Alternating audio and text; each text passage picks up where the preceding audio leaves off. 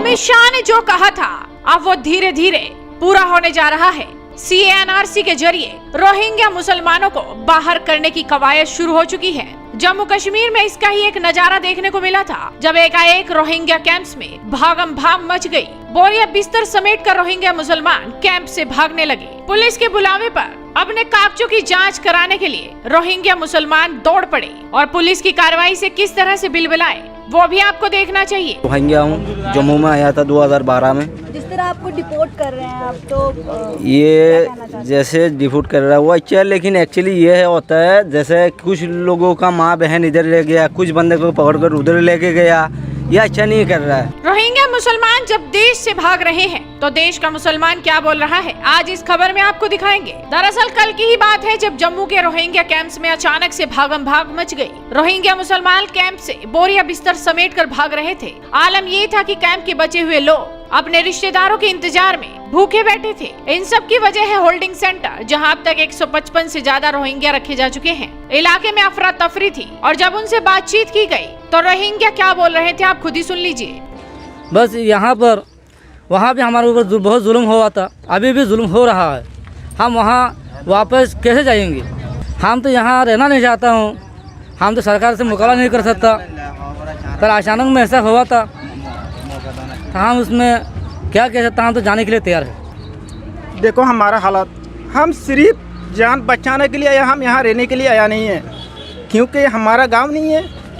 हमारा गांव उधर ही रह गया। हम बिल्कुल हमारा गांव जाऊँगा, बिल्कुल जाने के लिए तैयार हूँ। लेकिन बात तो ये है, हमारे लिए जो नेशनलिटी ले लिया, हम नेशनलिटी अगर वापस करेंगे हमारा देश थोड़ा शांति होगा, हमारा देश आज़ाद होगा, हमारा देश अच्छा जब भी बनेगा हम भी तब भी जाने के लिए हम बिल्कुल तैयार हूँ। हम यहाँ एक जगह रहने के लिए तैयार नहीं है। मैं 2009 में आया था, उस टाइम तो कोई परेशानी नहीं था।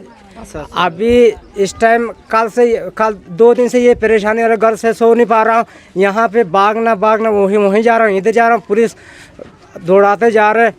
इसी परेशानी में हम वही बोलना चाहता हूँ, परेशानी नहीं होना चाहिए। पहला जैसे ऐसे चलना चाहिए, इस तरफ ऐसा कैसा हुआ। हमें हर बंदे को, हर बुजुर्गों को परेशानी हो रहा है, भाई बहन को परेशानी हो रहा है। ये तस्वीरें मानवीय जरूर हैं, इनके आंखों में आंसू हैं, लेकिन चौंकाने वाला पहलू ये है कि जम्मू कश्मीर में सबसे ज्यादा संख्या में रोहिंग्या मुसलमान बसते हैं और अगर इन्हें बाहर नहीं किया गया तो खतरा देश को जरूर होगा, क्योंकि अमित शाह ने पहले ही साफ कर दिया था कि घुसपैठियों को निकाल बाहर करेंगे। जो कहते हैं वो करते हैं। हमने CAA का कानून पारित किया है। मैं आज इस पवित्र भूमि पर वादा कर जाता हूं, जैसे ही ये वैक्सीनेशन का काम समाप्त होता है, जैसे ही कोरोना से मुक्ति मिलती है, आप सभी को नागरिकता देने का काम भारतीय जनता पार्टी की सरकार समाप्त। और अब आपको देखना चाहिए, जैसे ही रोहिंग्या मुसलमानों पर एक्शन शुरू हुआ तो देश का मुसलमान क्या बोलने लगा। मोहम्मद आजम खान लिखते हैं, एक समय था जब कई देशों में रोहिंग्या खौफ का पर्याय बन गया था। वामपंथी से भारत में बसाने की वकालत कर रहे थे। आज खबरें आ रही हैं कि रोहिंग्या अपना सामान समेट उल्टे पांव भाग रहे हैं। समय बदलते देर नहीं लगती, अपना भारत बदल चुका है। अकबर शेख लिखते हैं, रोहिंग्या को भारत में बसाने का प्रयास वही लोग कर रहे हैं जिन्होंने CAA का पुरजोर विरोध किया था, शाहीन बाग जैसे खतरनाक देश तोड़ो आंदोलन किए थे। अब इन घुसपैठियों को उनके वतन वापस भेजने का सही समय आ गया है। खुर्शीद खान लिखते हैं, जम्मू कश्मीर में अवैध रूप से रह रहे करीब 10,000 रोहिंग्या मुसलमानों को वापस म्यांमार भेजने की तैयारी शुरू हो गई है। मुझे ये समझ नहीं आ रहा, इसमें केवल मुसलमान ही क्यों हैं और कोई क्यों नहीं। तो देश का मुसलमान यही बोल रहा है कि अब वक्त बदल गया है, देश बदल चुका है, अब एक्शन जबरदस्त तरीके से होगा। और देखा जाए तो म्यांमार की ना तो सीमा जम्मू कश्मीर से सटी है और ना मौसम कहीं मेल खाता है, लेकिन इसके बावजूद रोहिंग्या नागरिक जबरदस्त तरीके से जम्मू कश्मीर में बसे हैं और ये एक बड़ी साजिश का नतीजा है। लेकिन अब इस पर एक्शन शुरू हो चुका है।